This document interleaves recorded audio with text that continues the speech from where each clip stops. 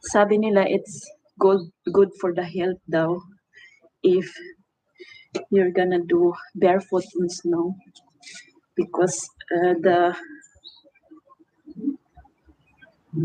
yun ang sabi nila, pero kaya ko pa. Ilang minutes na ba? Ilang minutes na tayo. Ang lamig! Ilang minutes na? 8:41. Maraming salamat. Thank you so much for coming, guys. Just leave your comments there and I'm gonna go back to you later.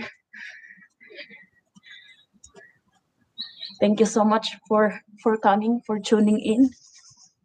I love you.